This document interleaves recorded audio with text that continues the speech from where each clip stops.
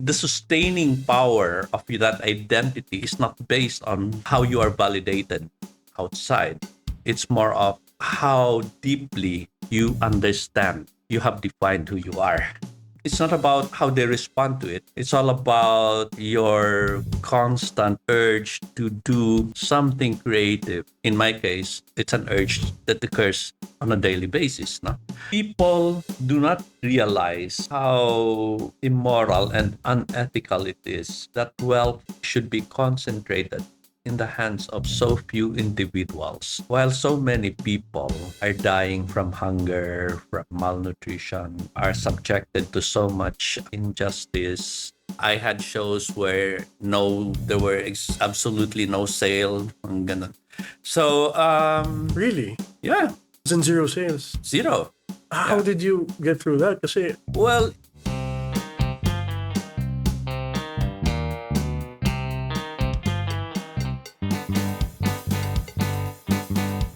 Sir Manny, we're hello. going to Hi. we're going to start with something lighter. I know. Okay. Yeah, So sure. this is going back to childhood where every artist in class, di ba? Mhm. They doodle Mhm. and then they get caught and then they get scolded. Mhm. Di ba? I think it happens to everyone. Ano, to every artist. Yeah. During Linangan, when I was in the program, Mhm. every time you lectured, Mhm. every one of us would doodle in class. Mhm. But you never seem to mind. Yeah. Is there any profound reason why you condone this kind of behavior? I can sense the connection. So, which is actually what I also do when parang when I draw, I doodle in school, no, inside the classroom. Uh, Normally, the teachers would see it as being inattentive, Yes. but what they don't really realize is I connect more with the lecture when I'm doodling than when I'm like looking at the teacher directly and giving the impression that I'm listening yung ganon. So yeah, I mean there was an incident, no, parang so a teacher catches me doodling ganon, and she decided to ask a difficult question concerning the lecture, so which I was able to answer. Parang so the whole idea of parang being inattentive has been disproven there. So yun nga, parang when I see people being engaged with something else while I'm talking, I can sense the connection. Yeah, that's a very good answer. Kasi Mm. when I was younger also, I was in college na during this time. A teacher caught me Mhm. and then she offered me a job sa grade school. Mhm. So, it goes both ways din, ano? Pero yun nga, most of them think na, lalo na when you're in grade school and high school, di ba? Most of them think you're not interested with the lecture. Pero yun nga, I think, yeah, it's a part of the processing of the lesson that's being taught eh. Yeah, but I guess it's not something that's the case for everyone. Parang some of those who do these things, they get so absorbed by what they do. They're like in another plane, another sphere. So they're totally disengaged. So that happens a lot din naman. Yeah. And so yun sir, speaking of childhood din, kasi I've had the privilege din of knowing si Amba Norman, your older brother. Mhm. And I've heard that much of your painting was influenced by him. Yeah. So, syempre, being in the same household, same upbringing, I was wondering lang what made you turn to the visual arts sphere compared to Amba, who was in the government service. So, are there specific things that made you want to go in this direction compared to like pursuing something more stable? I think it's really more a case of differences in personality. Uh, I have never been comfortable with the so-called prescribed conventions of society. So school was never, for me, I never saw school as a requisite in order to get a normal life, like to be employed, and so I think, but Well, I wasn't conscious of thinking that way when I was a child. I just felt that there was something else that was urging me to take a different path. So it's only now. I mean, looking back, it's only now that I realized I was never a subscriber to what society prescribes as the normal or conventional life. Yeah. Yeah, the safer path, di ba? Yes. Oo. Pero did you always want to become an artist? I didn't even know what an artist is, no? Parang um there was just this um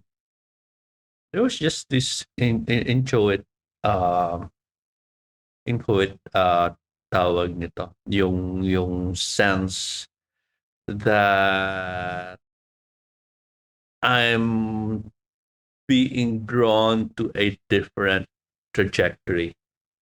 So, and I always have this discomfort of not fitting into groups because for most part, I don't share their values, what their interests are, yung ganon.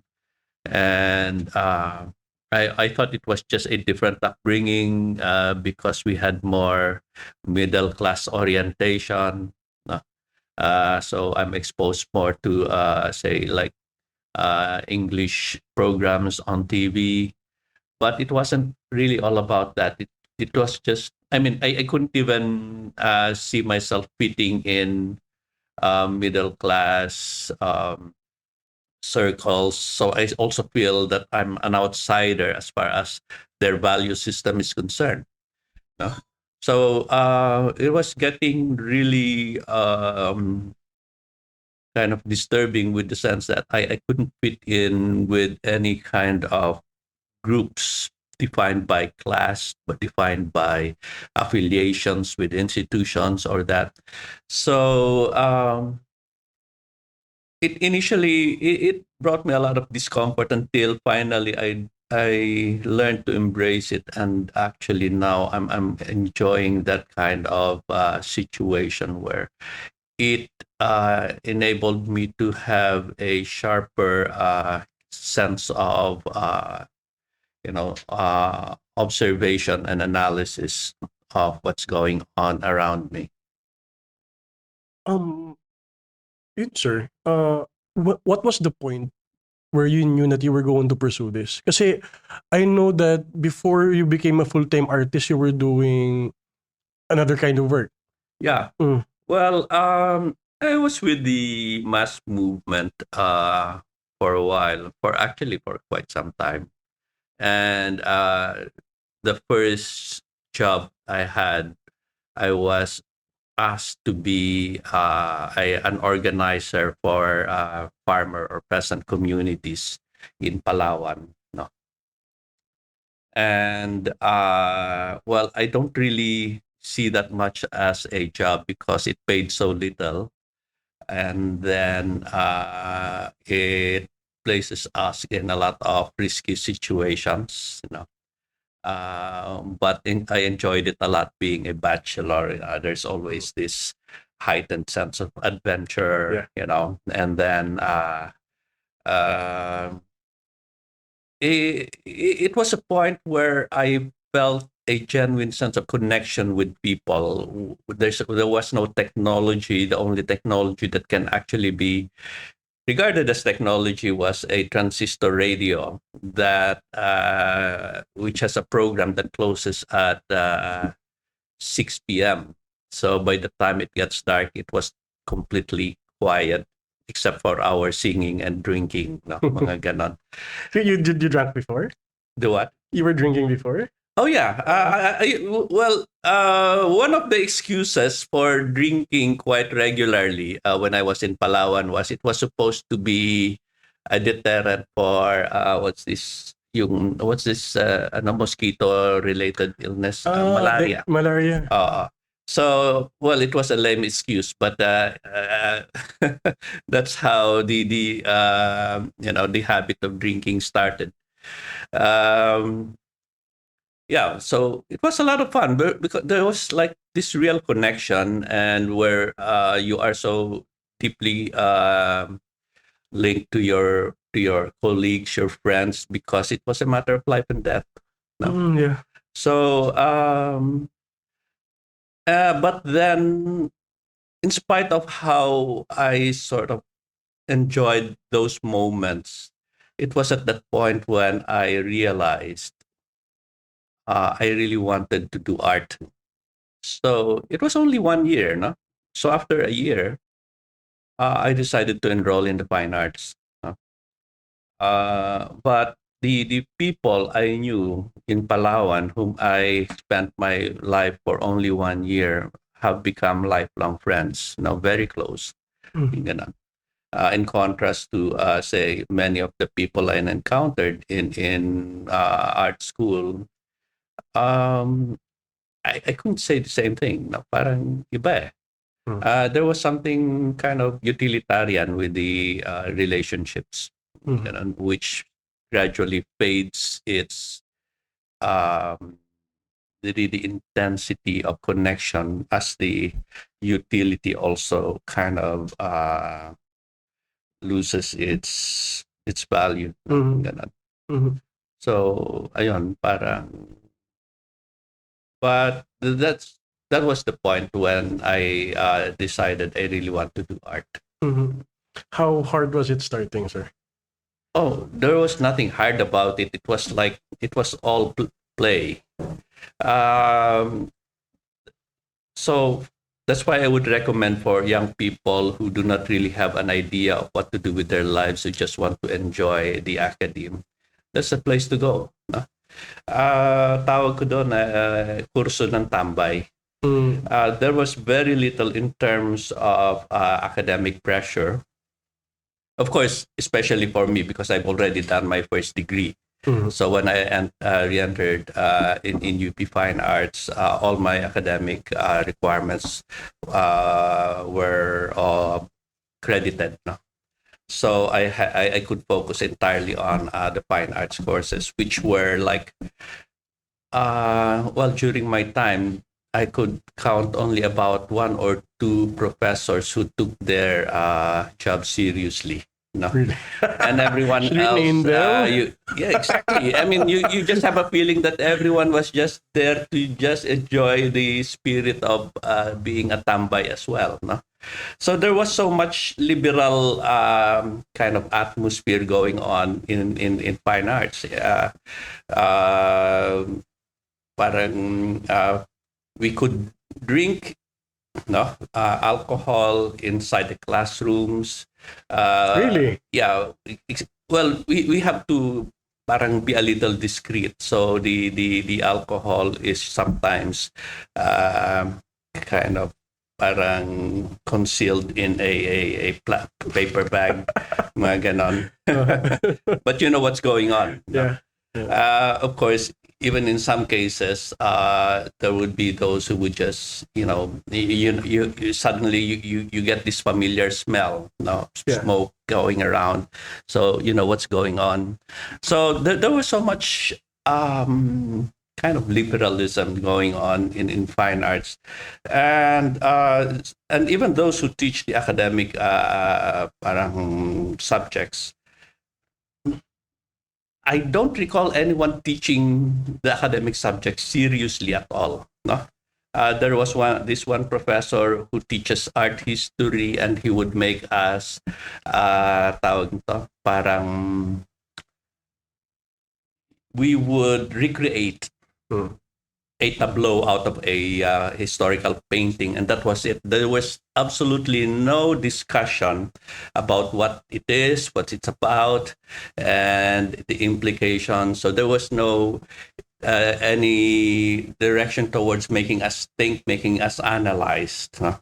Mm. And then another professor who he would just attend very, very occasionally. No? And whenever he comes to class, he would just keep on talking without any kind of direct connection with the subject. Yung ganon. So, and then of course, there's another, more elderly professor na he has so many stories of his childhood and his experience of the war during the Japanese period. But as far as my recollection is concerned, he was probably the best draftsman, no, in the college. You know. So, mga ganon. So parang, in other words, as a whole experience, you don't really think that you got that much in terms of actual theoretical academic input. No? But the conversations, the the time you spend with your classmates, with your professor, I think there was an indirect way of learning that occurred just the same. No? Of course, parang in keeping with the atmosphere that was like going on there, no? Parang much of our time as a batch, we would go out, play basketball, drink, ganon. Yun yung pattern namin eh. Yeah. And then at the last hour, we would sit down and work on our plates. That was it, no? So, yeah, I think that's how. So it's hardly something that you'd say we had a hard time. We had a lot of fun time. That's Yeah. As Yeah. a student, Yeah. finance, yeah. Which kind of surprises me when I like look at the College of Fine Arts right now in UP. And I'm surprised that the professors actually check attendance, mga ganon. And there's actually more structure, more rigidity in terms of the manner by which they teach it. I'm not sure if it's really coming out with uh, a better outcome. So it really depends. Yeah. It's really a matter of how one, an artist, a student, how one becomes oneself. And these things usually occur outside of the institutions. No. So yung character mo, yung artistic development mo has more tawag nito yung moments or opportunities to grow outside of the institutions. Yun, sir. So talking about those opportunities and stuff, diba? So you finish college. Now you're exposed to the harsh realities and the art market. So now you need to make a living. So from my experience, when I started painting full time, so that was one of the hardest thing I had to go through. I'm still going through it because someone like me without a name, we don't get readily accepted to galleries. We have to wait longer times, and then we have to apply for group shows. You know, we have to do the work. So we have to market ourselves also to them. So did you have to go through those things also when you were younger? Oh yeah, definitely. How did you navigate the market, sir? The whole scene, not just the market. The whole That's a scene. long story, but let's start by my first solo exhibit. No? My During my time, it was so hard to get yourself exhibited in galleries. No? I mean, nowadays, I think many of you would have chances to be exhibited in galleries, not as solo shows, but in group shows. No? But in our time, there was very, very small possibility of us getting into the gallery scene, even in a group show. No? So after getting rejected in a gallery to which I saw parang submitted a portfolio of my works, I decided to have my first solo show in my house. No? So I invited friends. No? So 5 people came over. Two of them even riding a bicycle, and it rained very hard. So when they came, they were thoroughly wet, drenched talaga, no? So si Bernie Paking and then Johnny Alcazaran, sila yun. And then Mark Justiniani and Karen Flores also came, and Alex Somali. So this was it. These were the 5 people. And well, interestingly enough, I sold one piece, no? So Alex Somali bought a painting, no, for 300 pesos yata. During the time. Wow. Yeah. And it was a big thing already because Yeah. like it probably covered more than covered the beer and the corn which I served for the opening. Corn? Yeah, and of course, but what happened was Marcus Vignani liked the idea of alternative spaces. No? So the next venue we had was in Elmer Borlongan's house in Mandaluyong. That was a group show. It was a group show, no? Mhm. So parang, and we invited, because our circle of friends basically comprised the more left, personalities. So the NGO people, mga ganon. So these were most of the people who came, and the atmosphere was very, I would say, authentic. No? Uh, there was this sense of oneness with people who seem to share the same aspirations or the same spirit. No, yung ganon. So after that, we had 2 or 3 more venues outside of the galleries, which were spaces that we initiated ourselves, no? So offices, other, I think there was, I can't recall if there was another residence or what, but we were planning on something even more public, like why don't we do an exhibit on, say, what do you call that? Yung elevated pedestrian thing. Islands? No, no, no. Overpass, Overpass, mga yeah. gano'n, 'no? So, Oh, yeah. yeah, That'd parang, be cool, no? halos lako talaga na gano'n, Yeah. 'no? You set it up there. Uh-huh. But something happened along the way. Dr. Kwanang, parang we encountered Dr. Kwanang. He invited us to his house in Antipolo, and then sabi niya, "Oh, sige, you come up with a body of works," and then he would serve food, lunch, ganon. Now, ang dami-dami. So, sobrang patay gutom talaga kami noon. So, yung plates namin, punong-puno talaga. No? So, that was the most anticipated part of the day, when he would provide us food. How did you meet Dr. Kwanong? It was just a chance encounter, I'd say. Parang, but, well, Dr. Kwan, I suppose, was already collecting then. No? Mm. So, I think there was just an accidental encounter in one of those galleries, I suppose. Mm. But some of us already knew him. Sila Tony Leaño, sila Marcos Tignani. He's been like the tawag nito, hangout place of some of the earlier Salingpusa members. Mhm. So I came to Salingpusa at a later stage. So that's how it started. No? Parang he initiated again an alternative platform where we would exhibit our works in what he called sampayan, 2x2 na number, and then the artworks would be hanging, they would be suspended from those parang.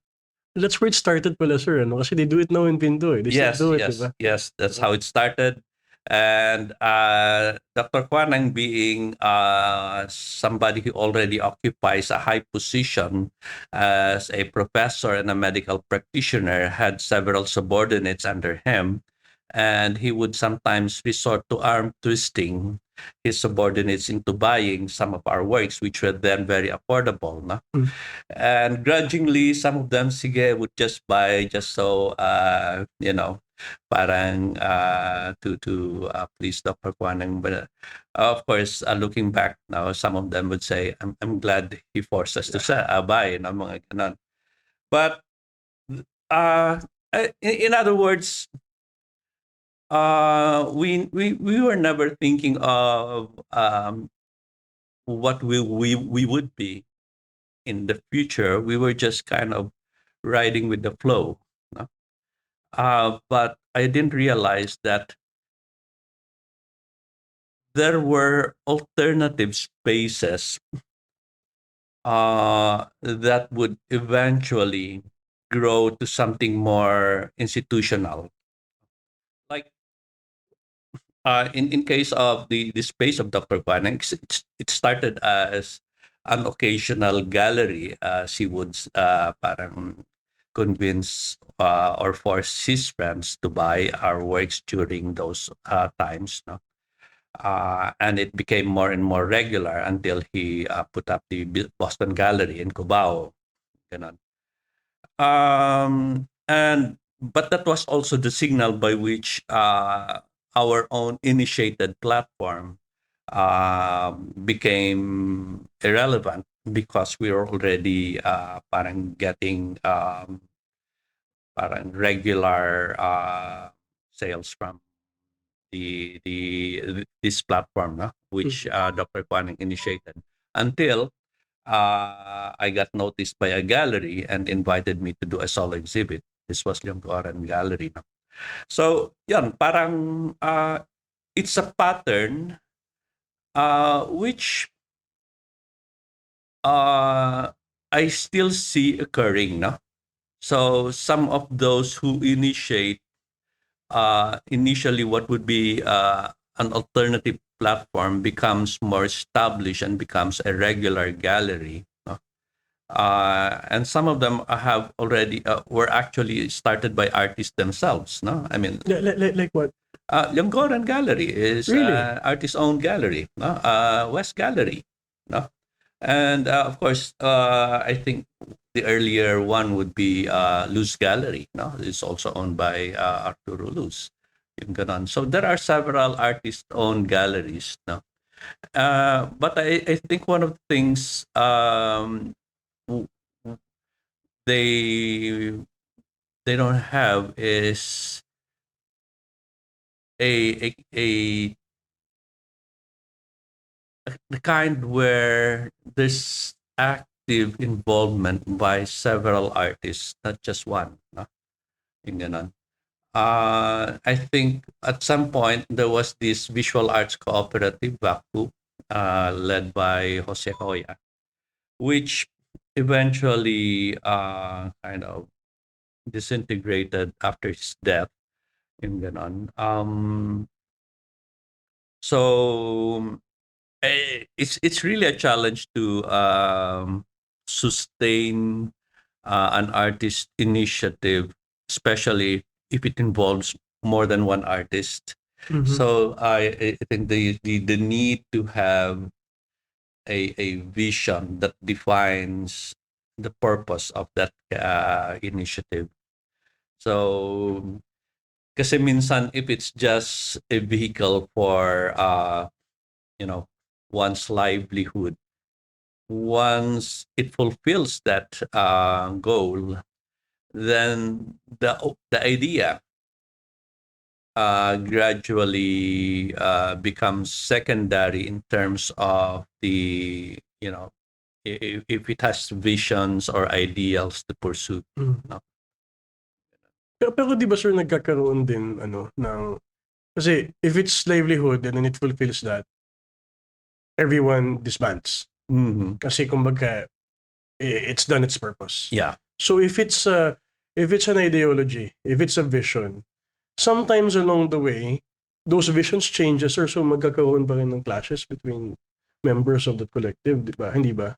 That happens. Oo, Mm. kasi like well, siguro sa case ng group that I was part of, uh, well, I was part of several groups, no. Mhm. So one of the binding uh, component was a vision, I believe. Mhm. And then somewhere along the way, there are disagreements as to how this belief is actually enacted in a societal context. Yung Mhm. ganon. Mhm. So, kunyari, yung mass movement to which I was part of had this major disagreement, especially on the top level, where the leaders begin to argue as to how the strategies should be carried out. Yeah. No? And it resulted in a major split. Yung ganon. Mhm. But looking back, I realized my main difference was I was really more into uh, affecting the worldview, the Mhm. ideologies of people more than just um, working towards a political change, Mhm. which to me is more short-sighted and unattainable in reality. Uh, well, of course, trying to change the way people think is even more unattainable, realistically speaking, within your lifetime. No? Yeah. But if you persist long enough, and then if you keep sowing the seeds of trying to persuade people that there are better ways of looking at your world, ways by which it can actually liberate and empower you, that those things take time. They take generations Yeah. to even have a sense of realization, even on a limited level. So, but that was where I differ really mostly, because I feel like the way art has been utilized in that sense, it's more uh, committed to short-term tactical political gains. No? So that's one. And then the other, of course, is parang there are also artist initiatives with uh, good intentions, but I would say, you know, yung typical middle class feel good kind of outcome na there's there's just a sense that they're doing something good for society because it makes them feel good about themselves. Yung ganon, no? But that's just as far as it goes. Yeah. Yung ganon. So parang so yung the whole idea of committing yourself in a very limited sense so that your own level of comfort and security is not compromised. Mhm. Yung ganon. So, yun yung mga ano. But of course, uh, it all reflects the degree by which you adhere to a belief. No? Mhm. Because like if you're parang unsure about how deeply you want to commit to something, ibig sabihin, it's also an indication of how unformed that belief is. You Mhm. know, so it's not strong enough to persuade you to invest um, yourself into it. Ganun. So, of course, it's realistic naman, no? Na parang there is always a lot of existential considerations na one has to take. Yung ganon. So, it's very human to parang always weigh Oh. consequences of one's commitments. Yung ganon. Yun, sir. So, talking about collectives. Mhm. So, I recently launched one with a few of my friends. All Linangan alumni. You were there during the launch. Yes, yes, yes. I was late. Yeah, Sorry. yeah, yeah. Oh, I came from Manila. I Yeah, had to yeah. rush going there. As it, we're talking about the philosophical side of it, collectives, diba? And then there's this practical side, which I've come to realize that galleries accept proposals more if you apply as a collective. Mm-hmm. Because of That's true. course, galleries work on the market, diba? Mm-hmm. So Mm-hmm. there's this part where there's lower risk of Mm-hmm. not selling compared Yeah. if you apply for a solo, Yeah. then you're not known. Mm-hmm. They wouldn't earn. Yes, There's a big exactly. probability Yeah, that yeah, they yeah. wouldn't earn from you. So Mm-hmm. you apply as a collective, Mm-hmm. more people, Mm-hmm. so more variety, Mm-hmm. and then it means that, for example, one of you has awards na, and then Mm-hmm. you have your own market, it would be easier for them to sell, Mm-hmm. diba? Mm-hmm. So when we were at Linangan, one of the things you were pointing us towards, or I think were two things. Eh. Mm-hmm. It was education and forming a group.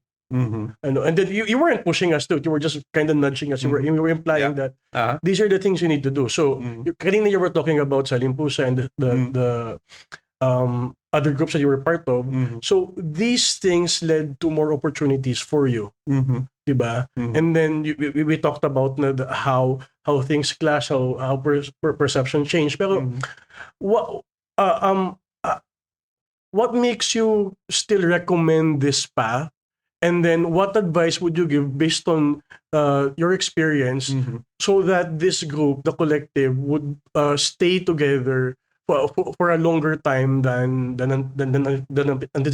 anticipated? Mm-hmm.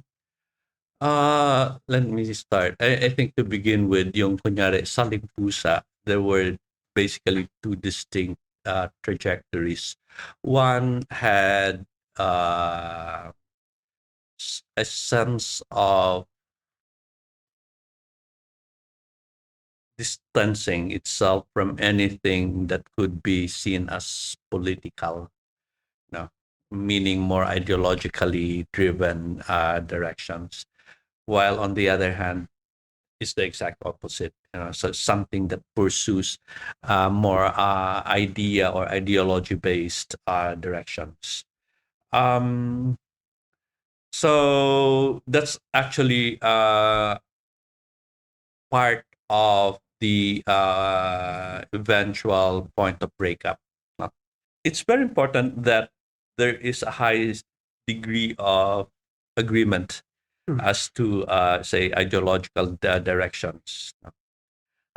So if you're looking at artists in art history, especially starting with the modern times, it's always the artists who have clear ideas of what they want to do, uh, ideologically speaking, because ideology will always be foundational to any artist.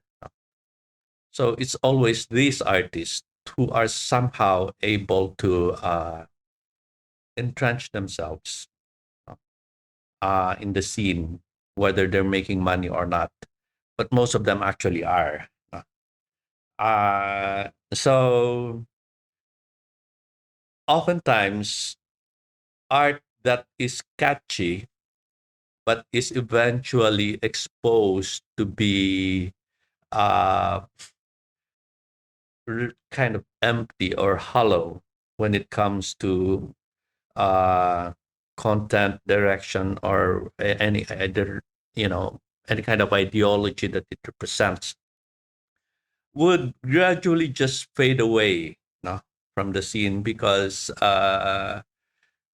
when you're looking at the critical connection in the art scene, uh, attention would inevitably go towards works that have weight, that have, yung gravitas, that really reflect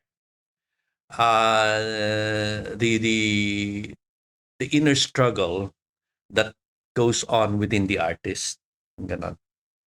Kasi if the artist relies solely on one's ability to capture likeness, no, yung draftsmanship, mga ganon. Some of them will go quite far, no? I mean, you're looking at si Sargent, no? Si Soroya, mga ganon, no? So they're celebrated for yung mastery ng craft nila. But they're not just simply craft. You can tell that there is depth in them, but not so much on the level of ideas. No? So these artists were coming out during the modern period. So they could never be seen on the same plane as Manet, no, or Monet, mga ganon. Dahil it was a major point by which uh, art was being scrutinized in terms of how they represent a way of thinking. So, um, what was the question again? Yun sir, about ano sir, about the collectives. Yeah. Yeah. So, if you notice, Monet was not a singular artist. He belonged to what was called the Impressionist. Yeah. Uh, so there will always be some kind of groups Yeah. that reinforce not just visibility or presence in the art scene, but also reinforce a sense of uh, implantation of ideas, no? That compel people and eventually society to consider them seriously. Ganon, no? So, now there seems to be a different complexion nowadays, no? Kasi like you're looking at certain artists who are not so associated with groups, no? Yeah. But appear to be making it really big in the market, no? Now, if you look behind the scenes, if you have the uh, parang access to look behind the scenes, no? You're also aware that there are invisible hands kind of affecting the complexion, no, in the art market. So influencing the market in ways, in very speculative ways, by which the market appeared to gravitate on certain individual artists. Yung ganon. But then, if you look at the longer picture, you also realize that such occurrences uh, do not become a permanent fixture or, yeah, parang permanent scene in the arts dahil gradually as some of these artists get exposed for like what I said, that hollowness about their works, no? Then they also become disposable, no? Yeah. And then they look for the next big one, no? Yung ganon. And well, for the people behind it, they're okay because they made the money already. Yung ganon.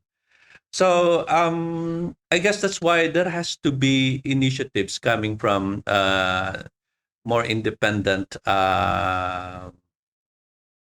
people in the scene who are really serious about the discursive aspect of the arts, because you're not looking simply at images, you're looking at embodiments of ideas. Yes. Ganon. So, and I think we should be at a point where we need to be more and more compelled to think in terms of ideas. We have to realize that societies are founded on ideas, no? And one of the weakness of Philippine society is there there yung that so-called idea is so nebulous. Hindi natin alam kung ano talaga 'yon. And for most part, it's actually started with the event of the colonization. So Yeah. the Philippines becomes a nation because we were colonized. No? So it starts from a very low point. No? Being colonized means you are subjugated by another power. Diba? And we still think in those terms.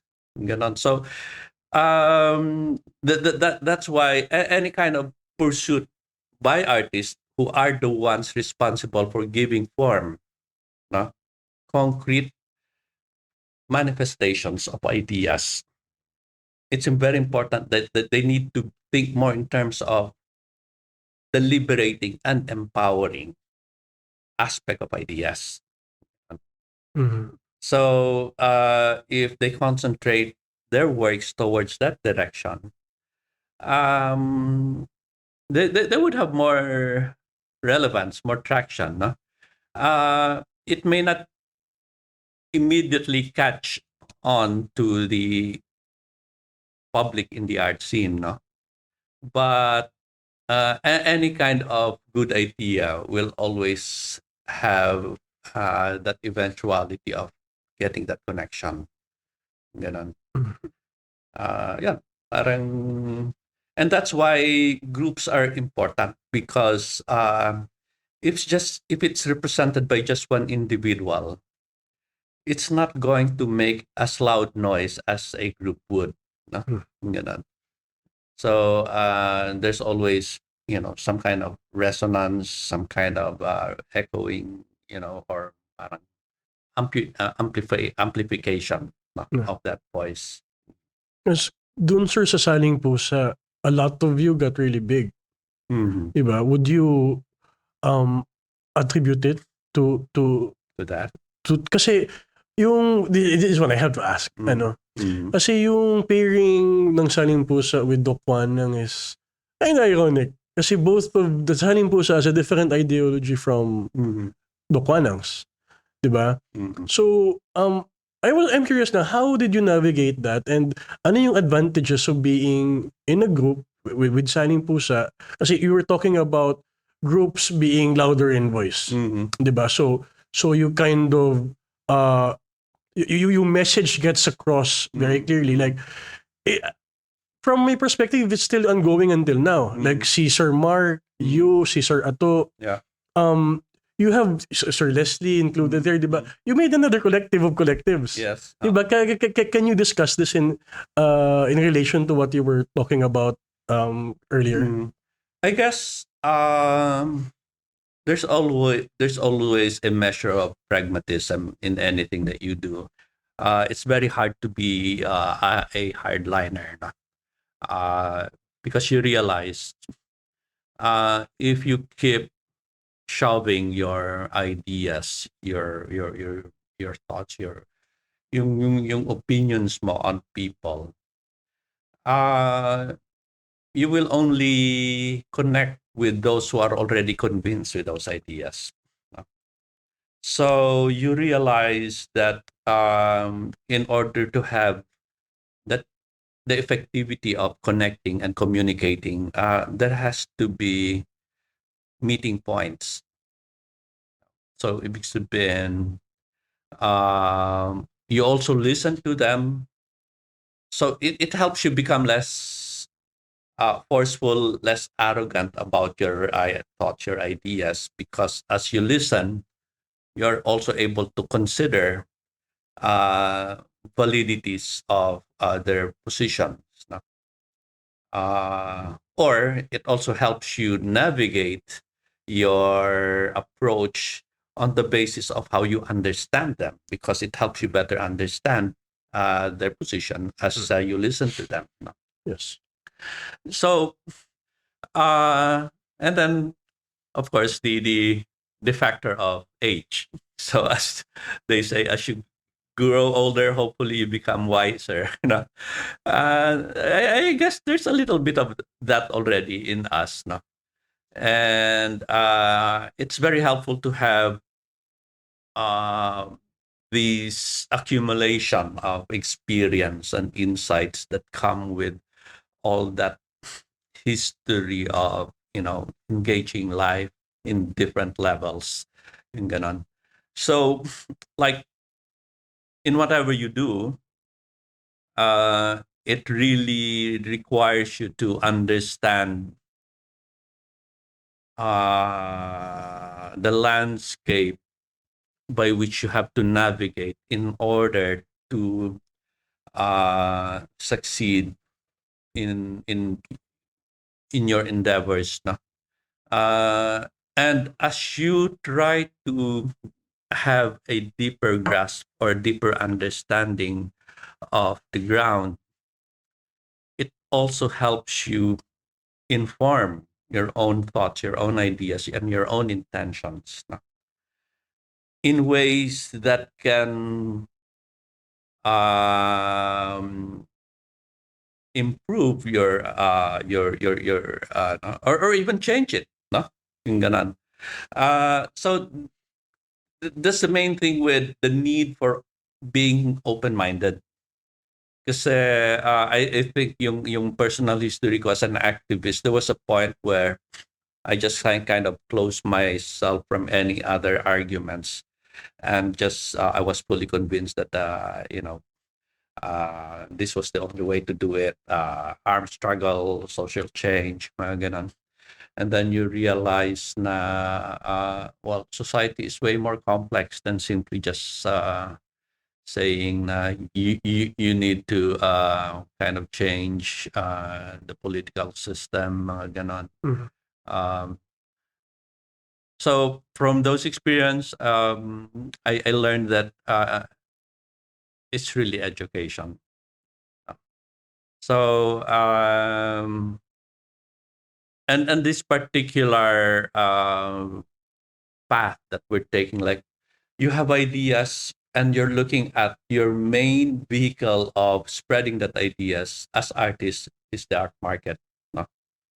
uh well, supposedly there's also another entity, the so-called institutions, but you see that the institutions appear to be more receptive to that so-called distillation of idiom, no? Which is not something that you are kind of familiar with, comfortable with, or even desire to pursue, no? Uh, so then it's the art market. Now, the art market is oftentimes derided as commercial, and the only intention it has is to really make profits out of the art, no? Ganon. So it's really more challenging when it comes to asking yourself, did I make the right choice? No? Uh, because the givens, no, appear to be uh, parang having more challenges than opportunities in terms of conveying what you want to parang put across to a Yeah. bigger audience. Yung ganon. So actually, the situation requires a lot of thinking, a lot of strategizing, because for one, you don't antagonize the market, uh, because they're also so entrenched in the ecosystem. Yeah. No? Mm. But how do you turn them into your partners rather than your adversaries? No? Ganon. So, and you will also notice that a lot of players in the market, uh, I may as well be candid with this, that many of them are not really that literate in the arts, no? But they're good at marketing, no? And they're very strong on their opinions about what is art and what is not. Yung ganon. And it makes you cringe, but at the same time, they're the ones who have the power at the moment, diba? Yeah. So that's the way things are, and parang it is on those basis that you try to study how to navigate your direction, with that understanding of the how the landscape is.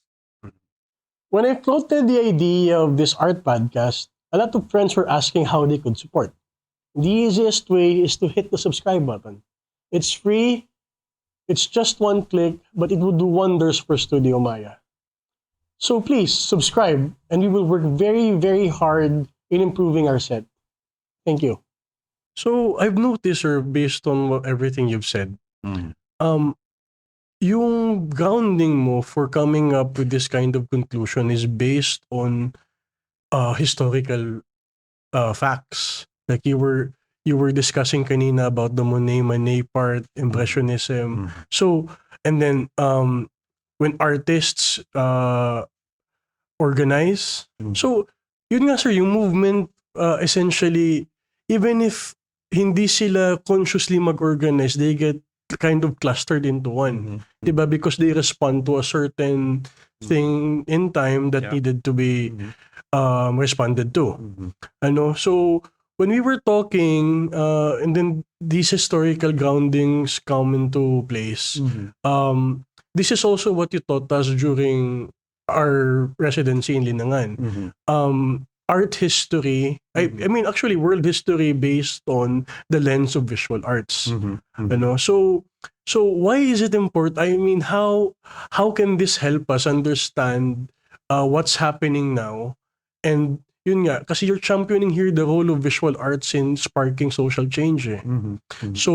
So yung way mo of showing people how visual arts is relevant is based on certain things that happen throughout history. Mhm. Can you elaborate on that more, sir? Um, should I say that I'm about to come up with a book? Yes. Uh, Actually, that was my segue going to your book. okay, yeah, yeah. Yeah, so your Well, book is titled art history as the evolution of the of the sacred. Sacred. No? Yeah. I think it's best explained from that vantage point, meaning it doesn't necessarily have to deal with the whole idea of theology, although theology is an important instrument in terms of understanding these dynamics. But it's also more in terms of um, studying the patterns of values. No? So it was from this that I decided to simplify a segmentation of history in terms of pre-modern, modern, and postmodern, kind of divisions.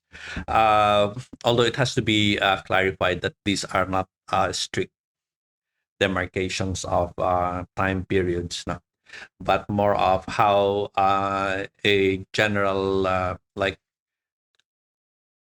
a period is generally characterized. So, like when you're talking about pre-modern, it is in general theocentric.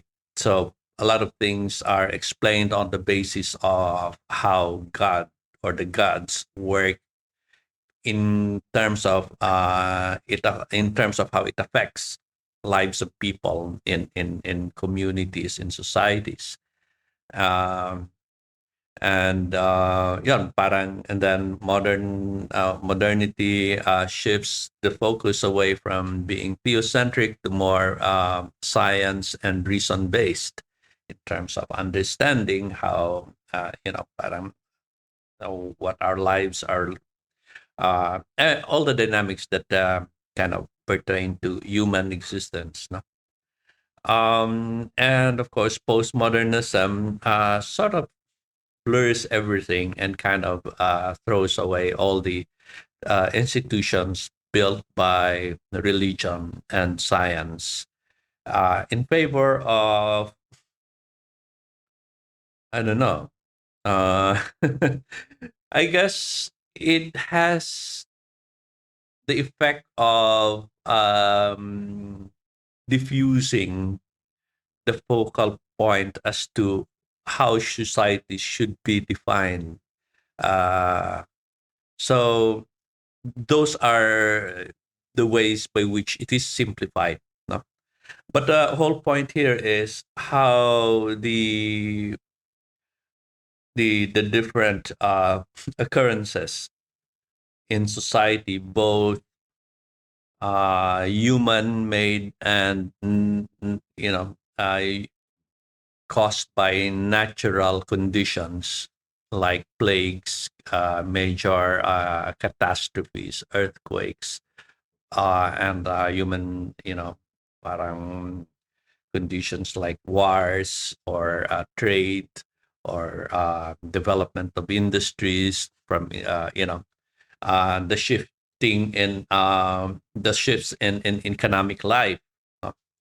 So how these all contribute to the way people see what is important in their lives, what is central to what defines meaning in their lives. No, so yeah, that's the basic perspective that I use as a basis for looking at the forms that represent the shifting values. No? So, do you want me to elaborate pa or? Yeah, Yeah.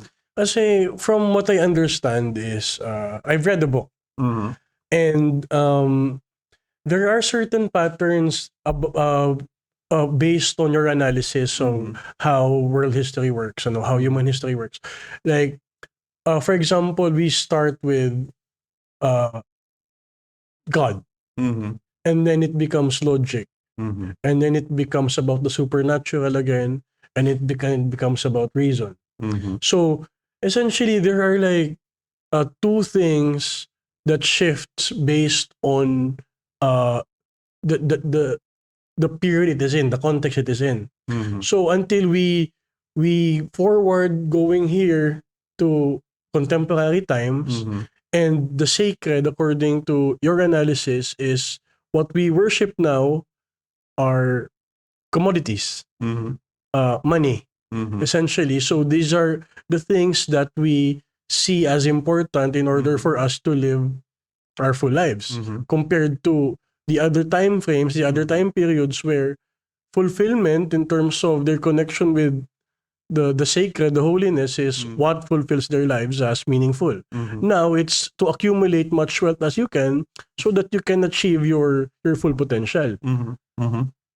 Yeah, in that sense, there is what I would consider a perverted adulation of the self-declared billionaires. Well, not self-declared, but who they declare themselves to be self-made billionaires, which is an impossibility because there's no such thing as one achieving so much on their own with no instrumentalization of other people. Because in every human endeavor, it always takes a community to get to somewhere. No? Yeah. So, but that's also part of the myth that it wants to cultivate, that the human spirit have so much capability that they can actually achieve, uh, boundless, infinite possibilities on their own terms. So again, that's a myth. But the point is, like, that appears to be how the well-intentioned uh, thoughts or ideas of the postmodern thinkers were instrumentalized by these new masters of the world, the super billionaires and all their cohorts. Um, and but that has always been the case. There have always been people more powerful than priests, more powerful than kings, than who are actually like behind the scenes, getting the most benefit out of a certain social order. But unlike in the past, most of these kind of tend to stay hidden from the picture. But this time, uh, it's it's unusual that they have names, they have their faces all over the place, and then they do public performances. No?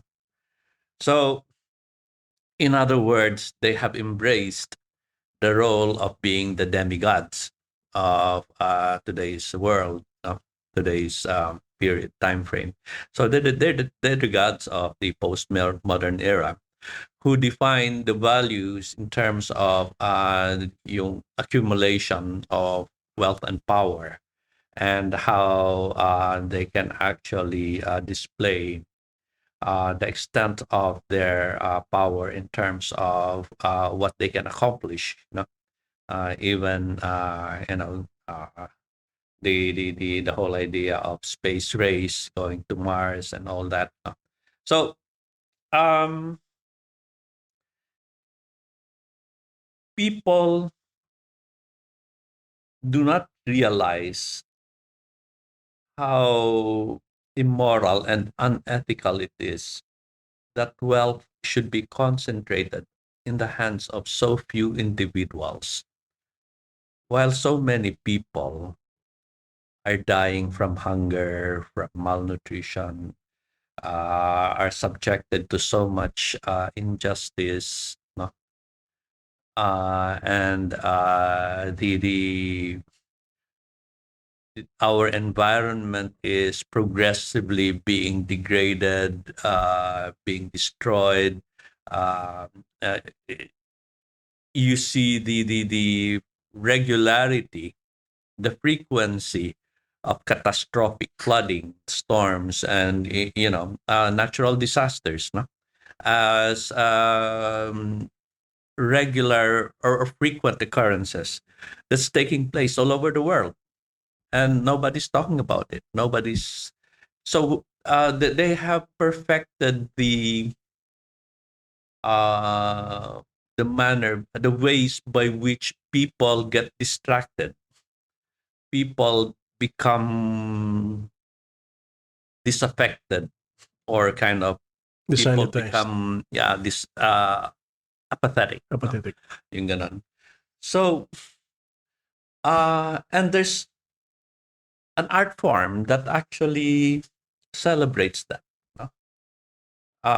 And that's why I cited the transition point with pop art, no. So may not him it, someone might argue that it's not really the main aim of Andy Warhol, but it appears to be very consistent with everything that he uh, the manner by which he packages what he calls art now, no?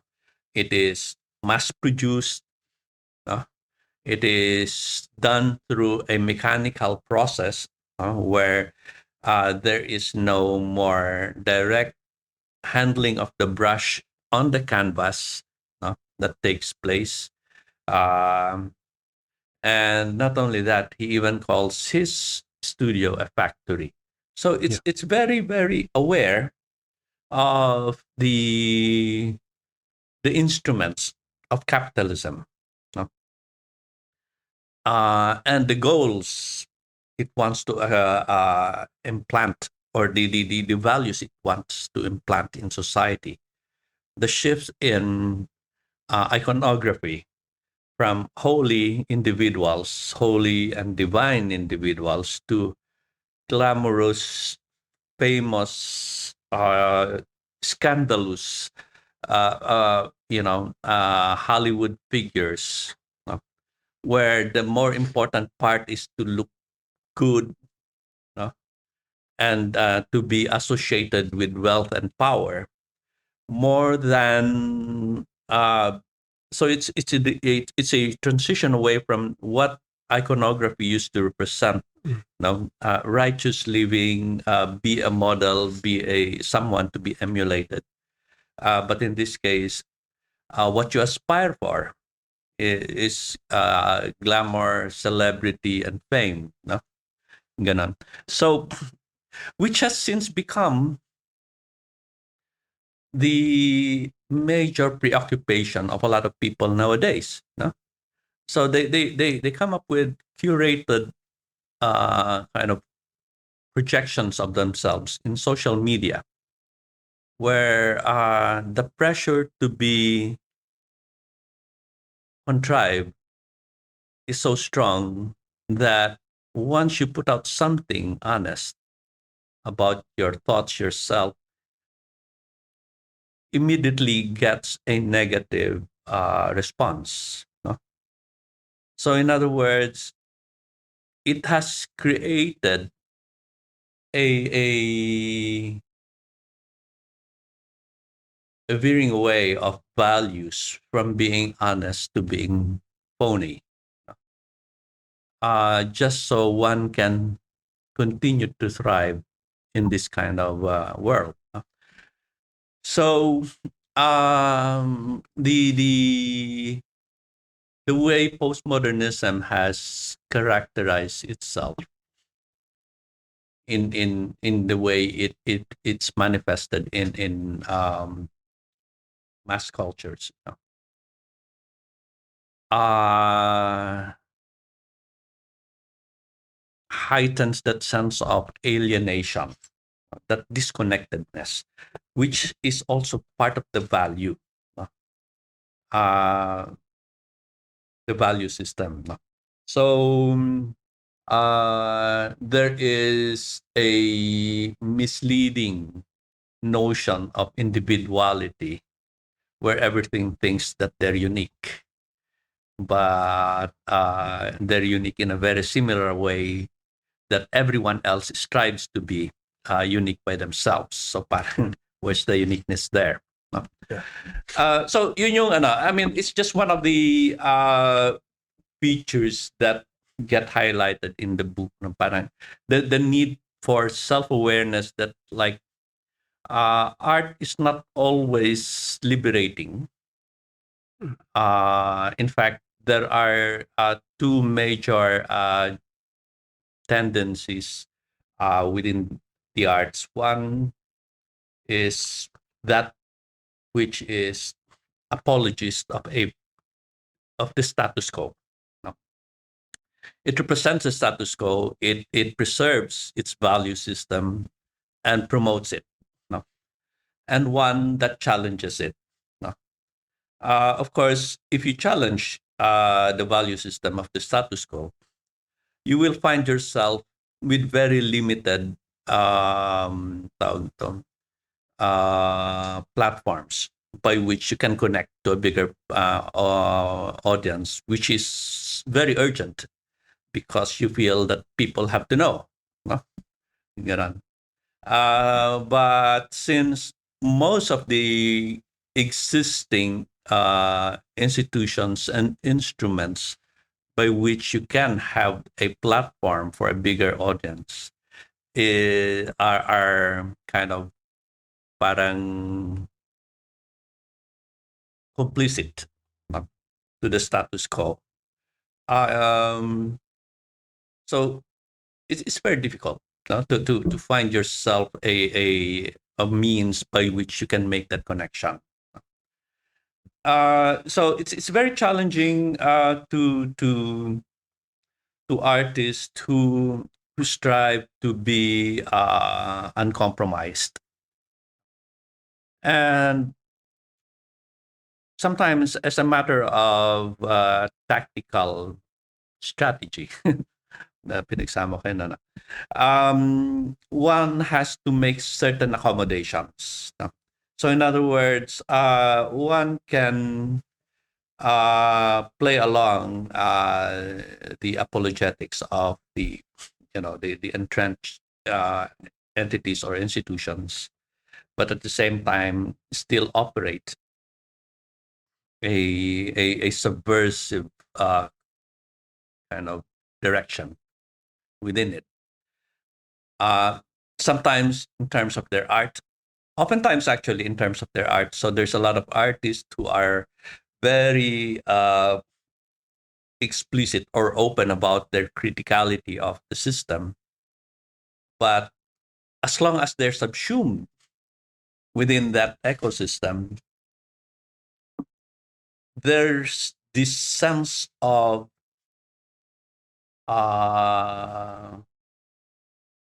kind of they don't boast any real threat because they have been subsumed by the system. In other words, everything that the so-called ecosystem represents are already um, kind of filtered in such a way that any kind of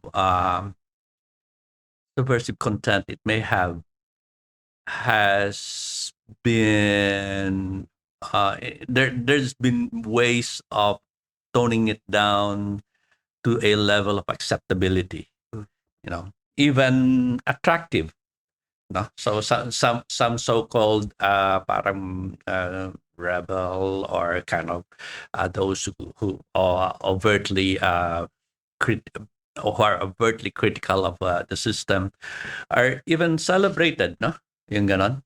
Not because they are threatening the system, but because they're seen as part of the whole entertaining package that art is about. Yung ganon. So it's like playing the role of the jester. Now you may mock the king, but you can never harm the king. Yung ganon.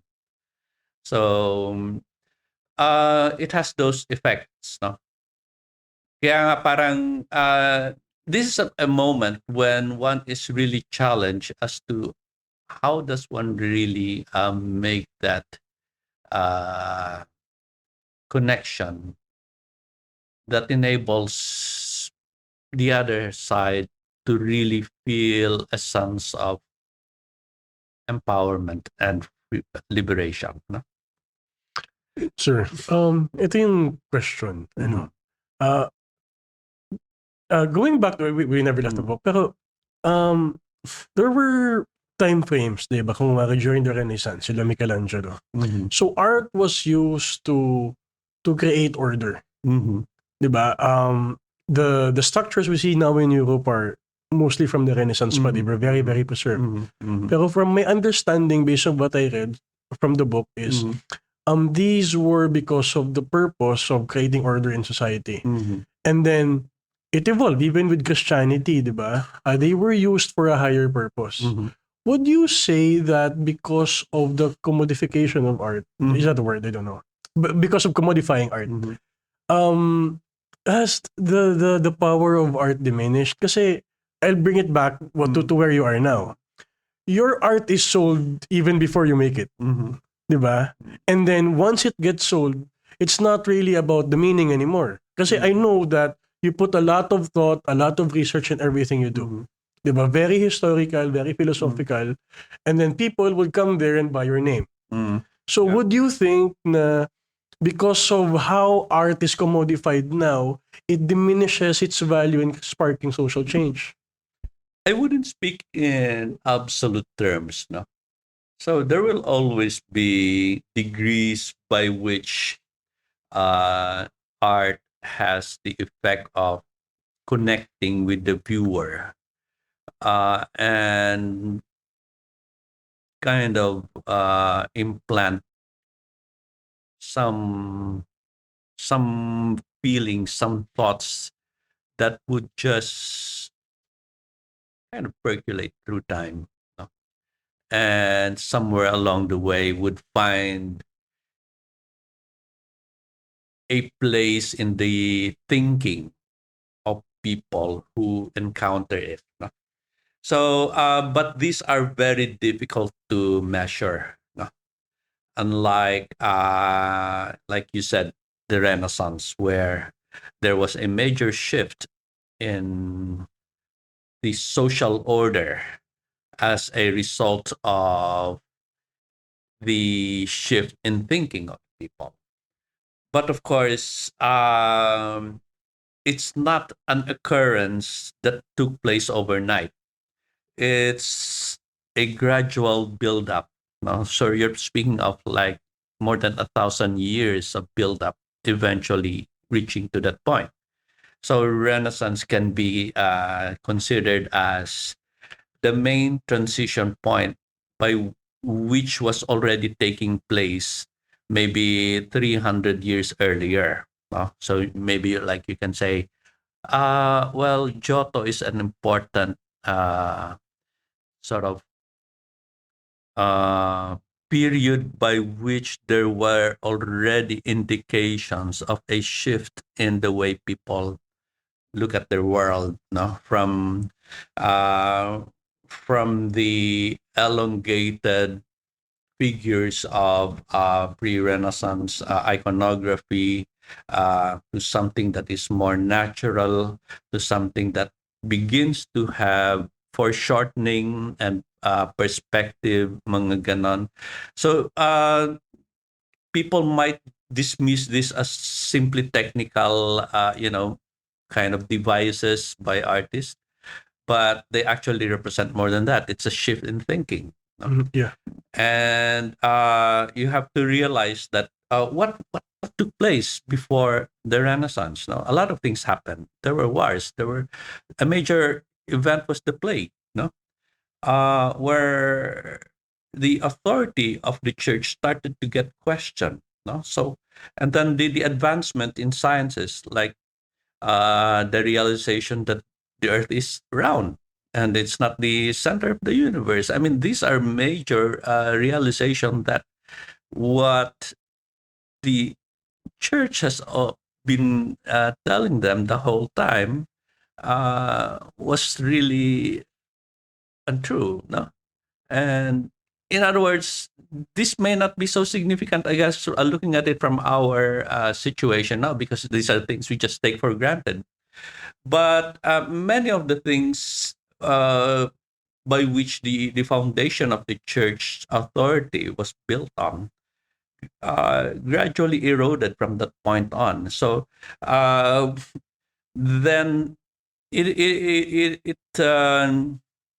it signaled the transition towards more focus on human capabilities and less dependency on an intervening God. No, so of course the whole deliberate project of recovering the ideas, the worldviews from antiquity, from classical antiquity, was more deliberate, but was there were kind of they knew what they were looking for. So there's that part where it is deliberate and engineered, but there were also occurrences that were instrumental in leading towards that point. No? So So are you still hopeful ba? Kasi if you're when you're living in the times, 'di ba? mm, And then you're doing meaningful work. mm, It would be very very discouraging na for example, from mm, someone in my mm, position. So I put a lot of work mm, in creating a collection of a body of mm, artworks, mm, and then I display them. mm, I put them into a show. The whole concept is about this climate change, for mm, example. mm, And then people would say, I don't want to buy it because it doesn't look good on my wall. mm, Diba? So once you're in that situation, it becomes very, very discouraging. mm, Diba? So going back to the book and trying to understand how things are you trying to put into perspective mm. that these things take time and we should keep continuing what we're doing? Is that what you're trying to say through the book? Exactly. No? And relating to what you just mentioned, I had a lot of moments, a lot of very discouraging episodes in my you know career as an artist. I had several rejections. I didn't figure well in many art competitions, yun ganon. I had shows where there were absolutely no sale, yung ganon. So, Really? yeah, As in zero sales? zero. How Yeah. did you get through that? Kasi, Well, it can be quite demoralizing initially, but then when you realize you have become who you are, when I realized I'm a painter, I'm an artist, yung ganon. Then whatever I do is an act towards that affirmation. No? I just constantly affirm myself. So the the sustaining power of that identity is not based on how you are validated outside. It's more of how deeply you understand you have defined who you are. No? So it's not about how they respond to it. It's all about your constant urge to do something creative. In my case, it's an urge that occurs on a daily basis. No? So, and I find it already quite indulgent in the sense that I don't need to do it anymore. No, if I'm speaking in terms of my financial needs, but I just do it anyway because it feels so uh, essential as breathing. No? So, uh, in other words, breathing defines you as a human being, as an existing creature, but your action defines you as a human being, not just in social terms, because social terms is always validated by external, parang uh, kind of yung external participation mo. But it's now something more, something deeper, something even more spiritual. No? Then you become yourself as an individual. So, um, which actually reminds me of how you can actually apply the idea of the Übermensch now by Friedrich Nietzsche. Um, it's about reaching that state where you become yourself in spite of the challenges, no? That society parang uh, parang thrown at you, no? Ganon. So because so it's so easy to give in to the pressures, no? But it's actually the ability to become yourself in spite of all those pressures that you become the ruler of yourself. And to me, that's the ultimate goal of every individual, to become oneself, not as the product of social or external pressure, but to become yourself in spite of the pressures from outside. No?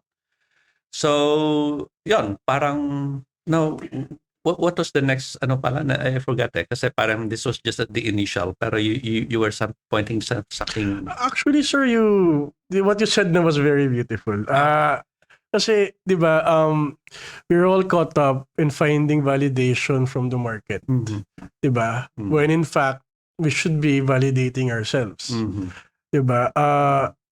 It's systemic na. I mean, from what I understand what you've just said, it's very hard to find comfort in Mhm. if you look outwards eh. Mhm. And ngayon, kasi everything is about earning, everything is about uh, getting up the ranks, and that would mean a monetary value. Kumbaga, the money validates your effort. Yeah. Diba? When in fact, it shouldn't be. Your body of work should define who you are and not what you, or kumbaga, the money is a bonus. Of course, it would come. Diba? So, yun sir. I mean, that's what I got from what you were saying. So, Yeah. And it's basically the whole idea of alienation. No? mm, Um, if you play uh by the book of the market, no?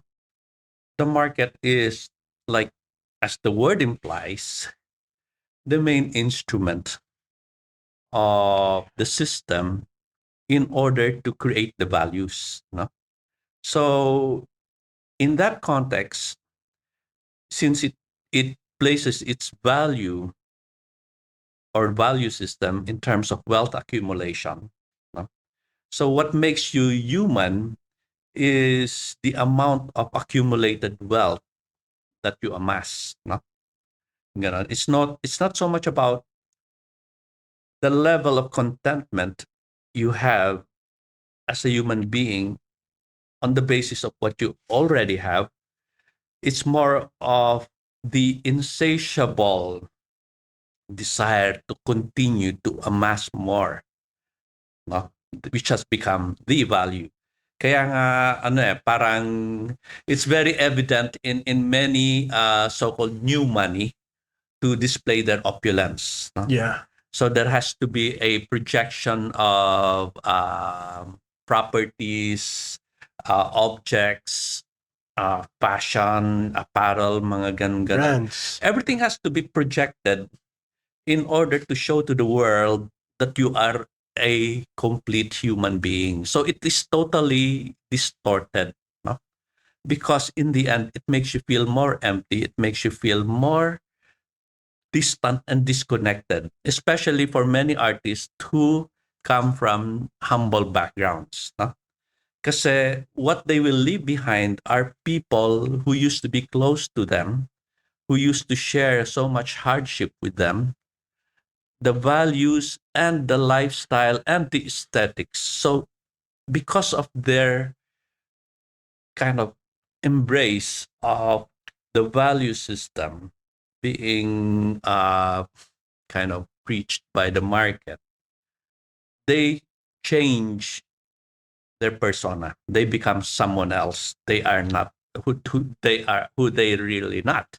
No, kasi who they are before they became that big were the friends, the people, the family, the environment that defined them to become fully human then, but they abandoned that, no? Kasi kasi this is so attractive, no? It is. It's so alluring, no? To be part of that, to be seen, to be adulated, mga ganon. Eto sir, I'm going back to Linangan. I Mm. think there is a misunderstanding of what you're trying to do. Mm-hmm. Ano? So that's why I'm having this interview also. Mm-hmm. Yeah. Because they think that you do Linangan to be a kingmaker. To tell people who the next artist to collect are. Mm-hmm. Kasi usually people view residencies as a form of award kasi it's the new thing now eh. Mm-hmm. I've been part of this residency, they have connections, they have their own market, blah blah blah.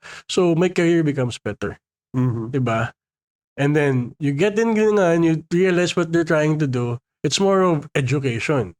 Your perspective in seeing the world through nga, what you just wrote in the book, diba? Mm-hmm. So, do you want to comment on this? Because there is that kind of there is that kind Really? of perception. Okay. Naglinangan yan. So So they're thinking na it's a brand, it's a stamp. When in fact, it's a school, diba? it's getting to be uncomfortable actually, no? Parang on one hand, you don't try to dissuade that mainly in the interest of getting more kind of footing in the scene because it helps in making its run reaching more people. No? So like I'm always aware that people always read intentions in any action you make, especially if it gets more visibility. No? And in that case, you can never really tell people what your intentions are just like that and kind of convince them. No? So people will always read motivations for any action you make anyway. Yeah. So parang there's not much I can do about that.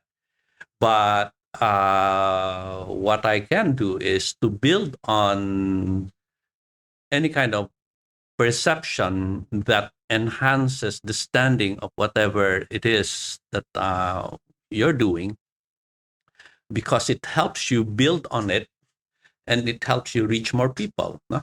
So like right now, we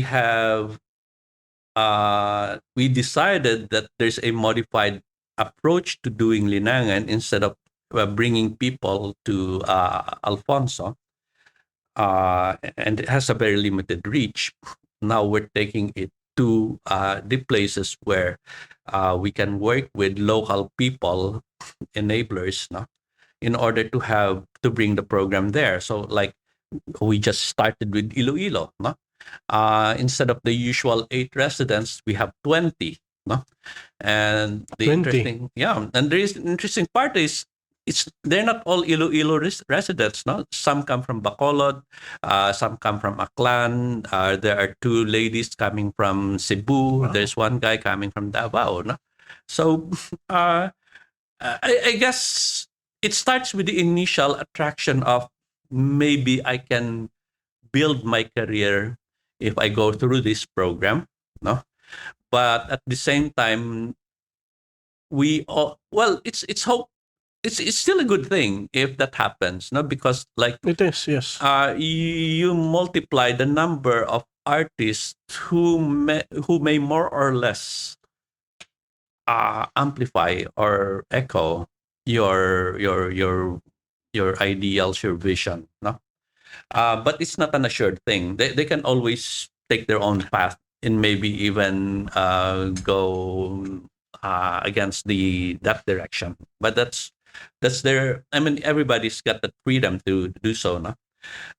So, but the point is, once you begin to have an institutional presence, you gain more credibility with other prospective partners who might take interest in this direction, and which is what we're also aiming for, because like you like to reach as many people as you can. So like from time to time I get invited to speak to different schools, and sometimes I find it challenging if I have to speak to younger parang participants, mga high school students ganon, who oftentimes would have difficulty relating to complex concepts or ideas.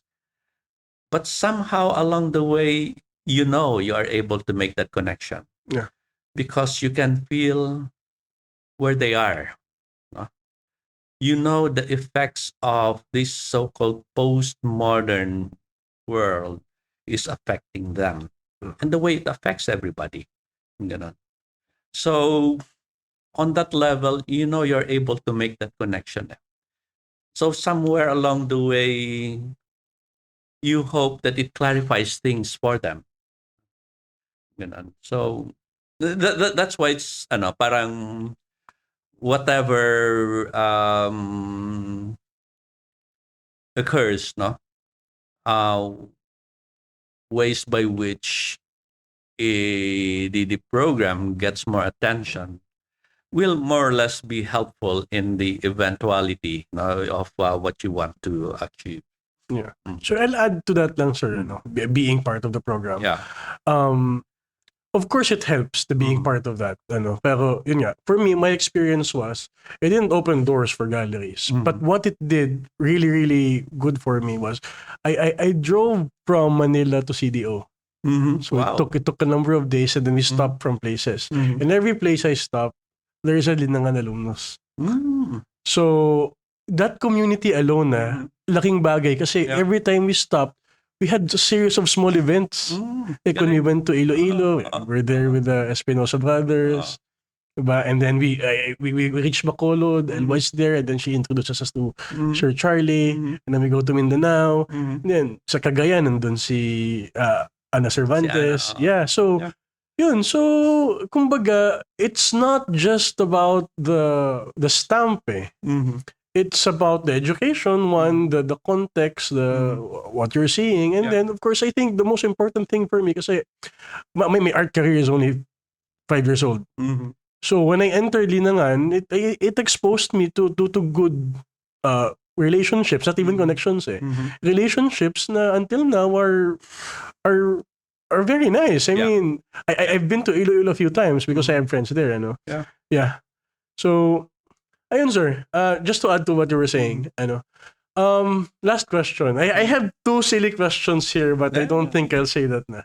That's Kasi- okay. I mean, we can go with the silly question.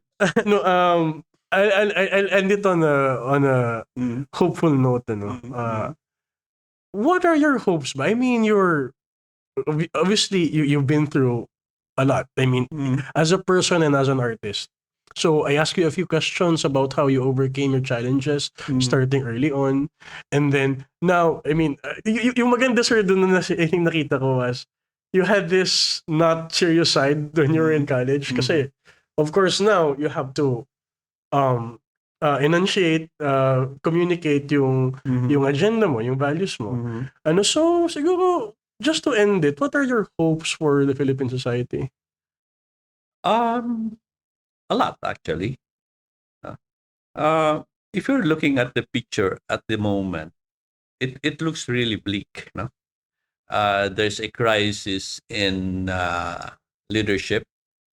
So there's a perception that uh, the the the state and all its apparatus is thoroughly corrupt.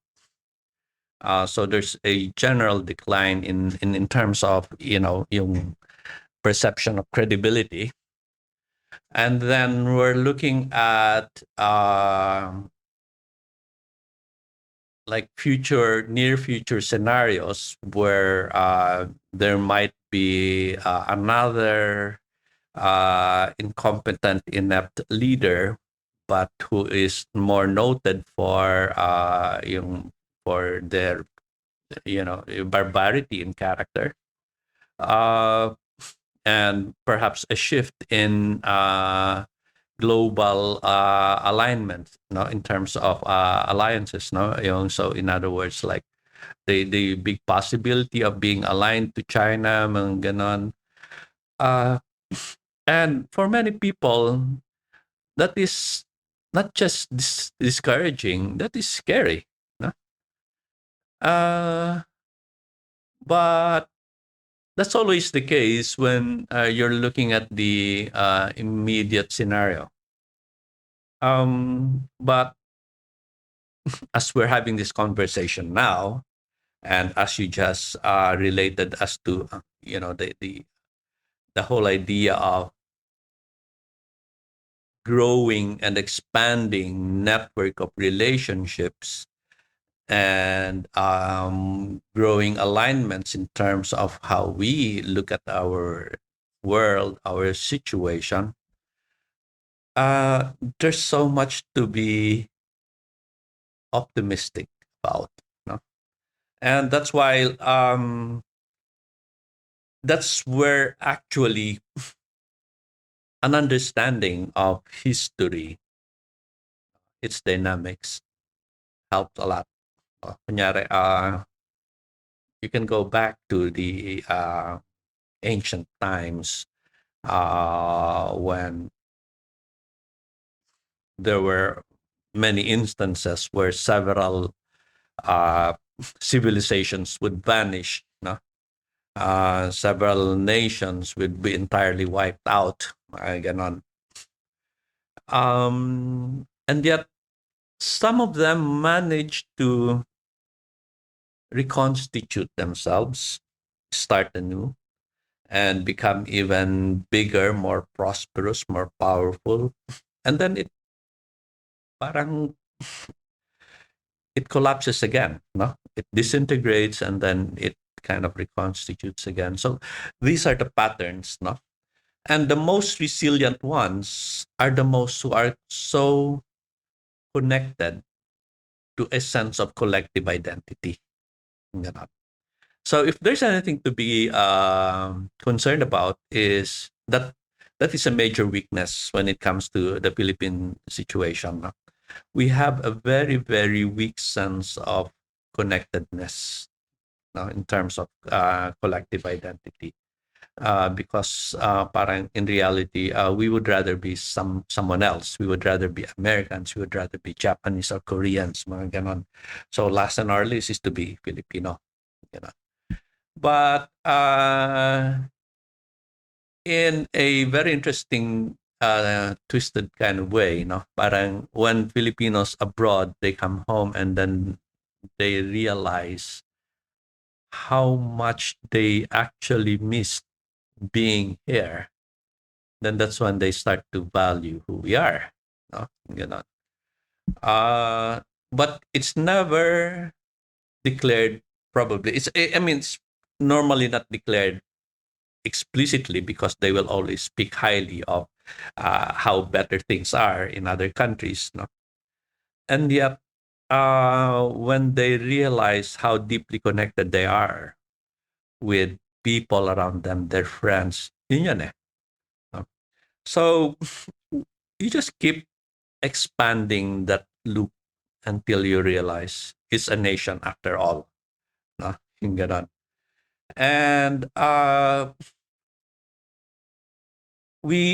well, as artists, I see that as part of our task, no, to deepen that sense of being a collective, of a realization how deeply connected we are with each other in spite of the deliberate designs of the state, the status quo, to break us apart, no? Ganon. So I think enlightenment always brings about a deep sense of yung connectedness, no? Yun. So yun. That's it. Mhm. All right. Thank you, sir. Okay.